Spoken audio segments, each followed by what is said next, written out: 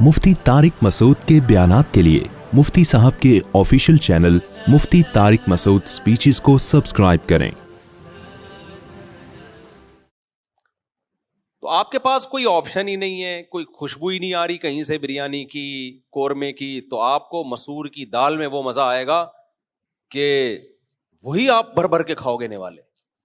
लेकिन अगर आपको भूख लग रही है और मसूर की दाल अभी रखी आपके सामने, आपने रोटी का निवाला अभी तोड़ के खाने लगे, गफ्फार साहब बैठे हुए हैं, उन्होंने अपने टिफिन से जब ढक्कन खोला उसमें बिहारी कबाब का धुआं और कोयले की खुशबू,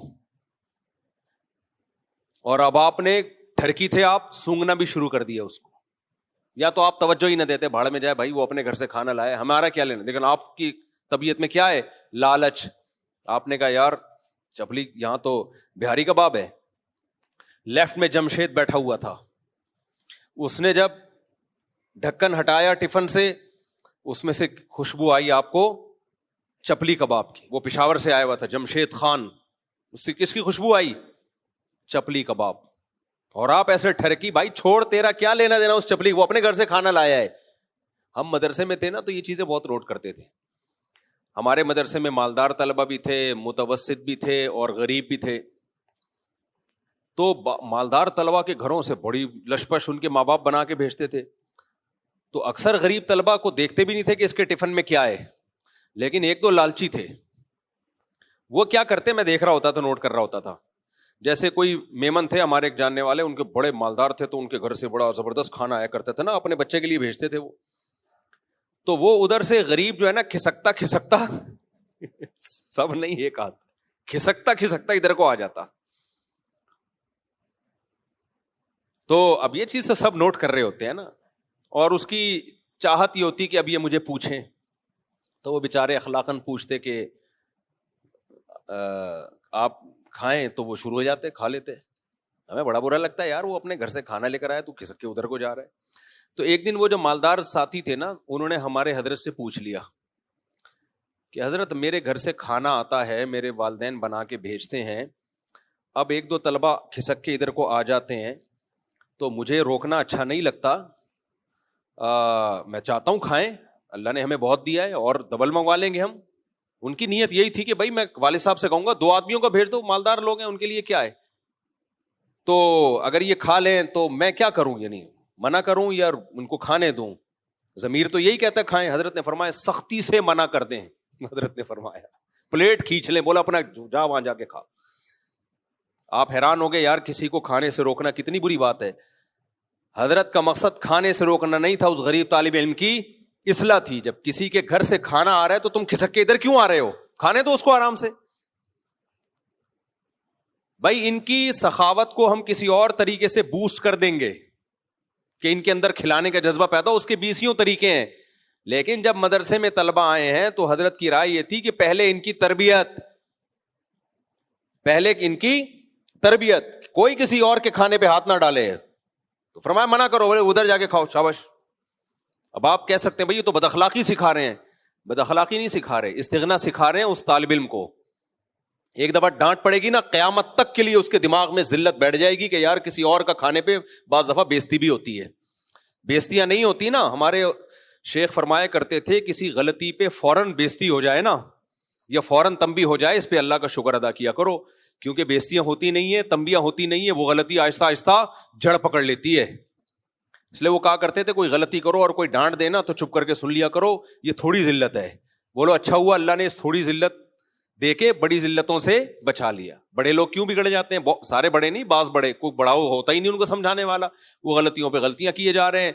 और जो चमचे वाले होते हैं वो उनकी गलतियों पे तंबी भी नहीं कर रहे होते, वो हजरत जी के हर उल्टे काम का उन्होंने ठेका लिया हुआ होता है। हमारे हजरत तो माशाल्लाह बहुत नेक हैं, और हजरत गलतियों का पूरा कनस्तर बन जाते हैं वो।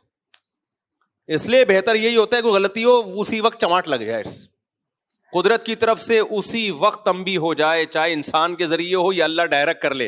एक सहाबी के बारे में आता है ना, बदनजरी हुई उनसे तो आगे खंबे से टकरा गए, जाके किसी खातून पे नजर पड़ी, उनको देखने लगे, आगे कोई सुतून आया उससे टकरा गए। तो नबी ने फरमाया तिलका भी तिलका, फरमाया जो तुमसे गलती हुई अल्लाह ने नकद सजा दे दी, کہ آئندہ یہ غلطی مت کرنا. تو یہ اللہ کی طرف سے نعمت ہوتی ہے. کوئی غلطی ہو, بیٹے نے غلطی کی, باپ کی طرف سے چماٹ لگ گیا, ٹائم پہ لگ گیا, لیٹ ڈیلے نہیں ہوا. اور ابا سے غلطی ہوئی, کسی اور کی طرف سے تنبیہ ہو گئی. شیخ اور پیر و مرشد سے غلطی ہوئی تو مریدوں نے بتا دیا کہ یہ ٹھیک نہیں ہے. تو یہ بہت بڑی اللہ کی نعمت ہوتی ہے. اگر تنبیہات نہ ہونا انسان کو, انسان پھر ایسا فرعون بنتا ہے, چاہے وہ نیک ہی کیوں نہ ہو, پھر بگڑ جاتا ہے وہ. تو خیر کہاں سے کہاں میں چلا گیا, میں بات کیا کر رہا تھا؟ موبائل فون نہیں یار, ابے سالے, ابھی جو لاسٹ میں چل رہی تھی نا بات, ہاں دال کی مثال تو دے رہا تھا میں, وہ تم دوں گا اس کے بعد بھی. ماش کی دال, ہاں نہیں وہ کسی اور طرف چل گیا, میں بالکل لاسٹ میں ایک اہم بات کر رہا تھا. خیر چلو آ جائے گی دوبارہ ذہن میں انشاءاللہ. تو میں مثال دے رہا تھا کہ دیکھو, ہاں وہ طالب علم کی مثال دے رہا تھا کہ ہمارے حضرت نے کیا فرمایا, اس مالدار طالب علم کو بولا کہ سختی سے منع کر دیں, دوبارہ آئے نا کوئی کھانے کے لیے, بالکل نہیں. اچھا پھر ایک اشکال ہوتا ہے, حضرت ان کو یہ کہہ دیتے مالدار طالب علم کو کہ آپ اپنا کھانا الگ منگوا کے الگ کمرے میں کھایا کریں, غریب طلبہ کے ساتھ نہیں کھایا کریں. یہ بھی تو کہہ سکتے تھے نا کہ غریبوں کا دل خراب ہوتا ہے نا. بھائی غریب کا دل خراب ہوگا, میں دال کھا رہا ہوں مدرسے کی, اور یہ کیا کھا رہا ہے, چپلی کباب کھا رہا ہے, شامی کباب کھا رہا ہے, قورمے کھا رہا ہے, تو غریب کا دل اس سے جلے گا کہ نہیں جلے گا؟ تو حضرت کہہ سکتے تھے کہ آپ غریبوں کے سامنے ایسا مرغن کھانا کھاتے کیوں ہو, یہ کہہ سکتے. میں سب چیزیں نوٹ کر رہا تھا کہ حضرت اس کو تنبیہ کیا کرتے ہیں. یہ بھی تو حضرت کہہ سکتے تھے نا, بھائی آپ الگ لے جا کے کھا لیا کرو, ان کے سامنے کیوں کھا رہے ہو آپ, ان طلبہ کا دل خراب ہوگا. لیکن حضرت نے یہ بھی نہیں کہا وہیں بیٹھ کے کھاؤ. کیوں بھائی, دوسرے طلبہ ہمارے پاس تربیت کے لیے آئے ہوئے ہیں. ساری زندگی ایسا کبھی نہیں ہوگا کہ آپ غریبوں میں ہی رہو. کبھی آپ کو لینڈ کروزر والے آپ سے آ کے ملیں گے, کبھی کوفتے کباب والے آ کے ملیں گے, کبھی غریب ملے گا, کبھی امیر ملے گا. ابھی سے غریب طالب علم کی تربیت کہ تمہارے سامنے جب دال رکھی ہوئی ہے تو اگر کوئی کوفتے بریانی کباب کھا رہا ہے تو تمہاری بلا سے تمہاری توجہ اس کی طرف بولو نہیں ہونی چاہیے. سمجھ میں نہیں آ رہی بات؟ تمہیں جو ملا ہوا ہے وہ اس کو مرغا سمجھ کے کھاؤ تم. یہی تو ٹھڑک جب بڑی ہوتی ہے پھر بڑھتی ہے ٹھڑک. پھر یہ صرف کھانے پینے میں نہیں رہتی کہ میں دال کھا رہا ہوں, میرا پڑوسی بریانیاں پھوڑ رہا ہے, تو پھر یہ پڑوسیوں کی بیویوں تک بھی جاتی ہے. ہمیں میری بیوی کالی, اس کی دیکھو جمشید دیکھ کیسی بیوی لے کے گھوم رہا ہے, احساس کمتری میں جائے گا نا. بچپن سے عادت پڑے گی بھائی میرے سامنے دال اور اس کے سامنے قورمہ, کیونکہ اس کا قورمہ ہے, میرا اس قورمے سے لینا دینا بولو کچھ بھی نہیں. میری دال میرے لیے اللہ نے کیا پیدا کی ہے, دال بڑا مال, دال ہے تو ٹال ہے ورنہ تو کنگال ہے.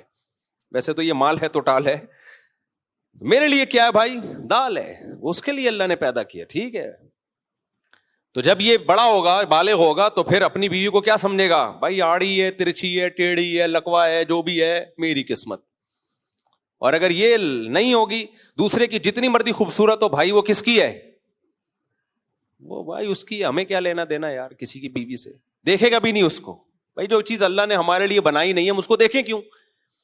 لیکن اگر بچپن سے امیر کے دسترخوان پہ بیٹھ کے عادت ہو اس کے مرغے کو دیکھنے کی, تو کل اس کی مرغی کو بھی بولو دیکھے گا یار, مرغا تو مجھ سے بدتر ہے, مرغیاں مجھ سے زیادہ, میں اتنا ہینڈسم اور جمشید جو ہے میرے جیسا خوبصورت بھی نہیں ہے, لیکن بیوی دیکھو کیسی لے کے گھوم رہا ہے, تو جلے گا ساری زندگی بیٹھ کے, ٹھرکی بنے گا.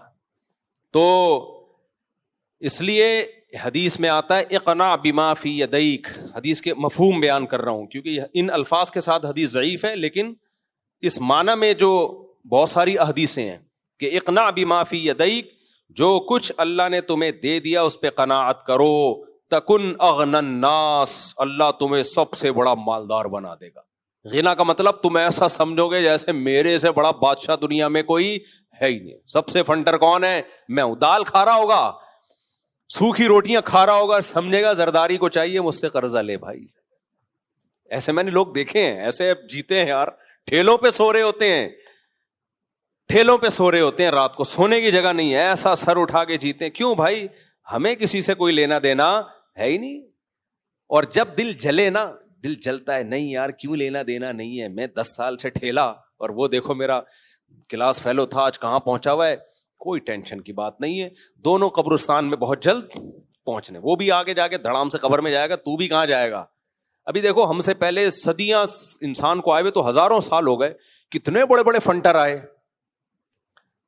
کیا خیال ہے, آپ سوچ رہے ہوں گے کتنے بڑے بڑے فنٹر آئے جن کی بیویاں ہماری بیویوں سے زیادہ خوبصورت تھیں, کیوں نوجوان تو یہی سوچ رہا ہوتا ہے. تو کہاں گئے؟ مارکیٹ سے شارٹ, تو یہ بھی شارٹ ہو جائے گا. تو جب ایک چیز ہم نے سوچ لی ہے بھائی میرے پاس جو کچھ ہے بس میں اس میں بادشاہ ہوں, تو اب میں آپ کو وہ مثال کی طرف آتا ہوں کہ آپ کو بھوک لگ رہی ہے, آپ کے پاس دال ہے, سامنے قورمہ ہے, بریانی ہے, آپ کی عادت پڑ گئی ہے کہ کسی کی چیز کو دیکھنا ہی نہیں ہے آپ نے, تو آپ کو وہ دال میں بے تحاشا قورمے سے زیادہ مزہ آئے گا. لیکن اگر آپ کی یہ عادت نہیں ہے, یا آپ کے لیے الاؤ ہے بھائی سب کچھ کھا سکتے ہو, جیسے بوفے میں ہوتا ہے, آپ گئے وہاں آدھا گھنٹہ تو آدمی ڈھکن ہی دیکھتا رہتا ہے. مجھے تو بوفے پسند ہی نہیں ہے, ایسے جہاں جاتے ہیں نا, میں اکثر واقعہ بتاتا ہوں نا, سعودی عرب میں ہم 2013 میں حج کرنے گئے, تو اب وہ سسٹم یہ تھا کہ ناشتے میں اتنی 20 قسم کی چیزیں, انجیر, یہاں ڈھکن ہٹاؤ, سعودیہ میں جنہوں نے زمزم وغیرہ میں ہوٹل میں ناشتہ کیا پتا ہوگا ان کو, 20 قسم کے کھانے. ایک دن تو میں نے ناشتہ کیا, مزہ نہیں آیا, ہم نکل لیے, وہاں ایک ہوٹل تھا, پائے بہترین بناتا تھا وہ, اور بہترین روٹی تھی, طبیعت سے پھوڑ پھاڑ کے آ جاتے تھے ہم. تو ہمارے دوست کہتے تھے بھائی اس کی پیمنٹ کی ہوئی ہے, اتنا لگژری ناشتہ چھوڑ کے پائے میں روٹی ڈبو ڈبو کے کھا رہے ہو. میں کہتا تھا میں اتنا بے وقوف نہیں ہوں کہ اگر ہم نے ایک چیز کی پیمنٹ کر دی ہے تو صرف پیمنٹ کے چکر میں اپنی زبان کی لذت چھین لوں. جب ناشتے میں مزہ ہی نہیں آ رہا, 20 انجیر کیا کرے گا ناشتے, جب تک آپ صبح ناشتے میں ایسے پائے جس میں انگلیاں جب ڈبو تو ایلفی کی طرح چپک جائیں, ایسے پائے تھے وہ, معمولی پائے نہیں تھے, انگلیاں کیا ہوتی تھیں, چپک جاتی تھی. ایسے پائے آپ کھاؤ ناشتے میں, کل سے شروع کر دو. تو ایسے پائے بھائی جب تک انگلیاں ڈبو ڈبو. اور جو نہاری بھی لوگ کھاتے ہیں نا, آپ جاؤ یہ جو بڑے مشہور ہوٹل ہیں نہاریوں کے, ان میں نے کچھ لوگوں کو دیکھا ہے روٹی کو نا یوں کر کے کھا رہے ہوں گے, ایسے کر کے یوں یہ ڈبو کے کھا رہے ہوں گے. ان کے بارے میں مجھے ایک شعر یاد آتا ہے, جو ذرا سی پی کے بہک گیا اسے میں کدے سے نکال دو, یہاں اہل ظرف کا کام ہے یہاں تنگ نظر کا گزر نہیں. یہ نہاری کھانے کے قابل نہیں ہے, ان کو نکال دو یہاں سے. نہاری بھی جب ہوتی ہے گرم گرم نہاری, اس میں ڈبو ڈبو کے ہاتھ پہلے صابن سے دھو لو اچھی طریقے سے, کیونکہ سامنے والے کو گھن آتی ہے, پھر ناخن بھی کٹے ہوئے ہونے چاہیے, ان میں میل نہ گھسا ہو. اس کے بعد جب تک اس میں لقمہ ڈبو ڈبو کے پورا ایسے بھر بھر کے نہیں کھاؤ مزہ نہیں آتا. تو یہ تمیز سے کھانے کی چیز ہی نہیں ہے نہاری.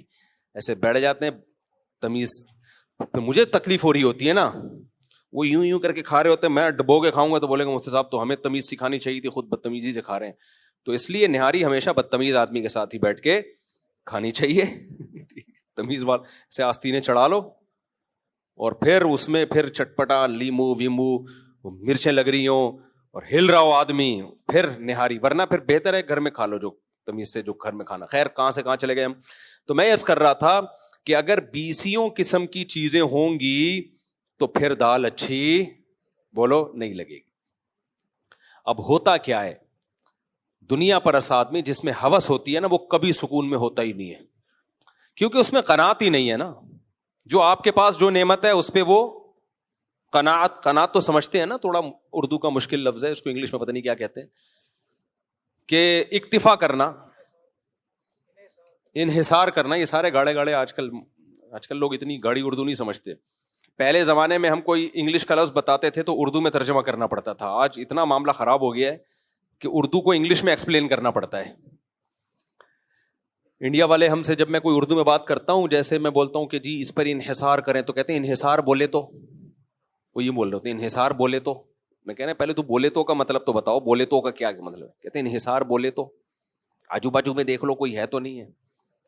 میں انڈیا والے بہت دوست بن رہے ہیں نا, اب جب باہر ملکوں میں ہم جاتے ہیں انڈین بہت ملتے ہیں, بڑی محبت کرتے ہیں, اللہ ان کو جزائے خیر دے.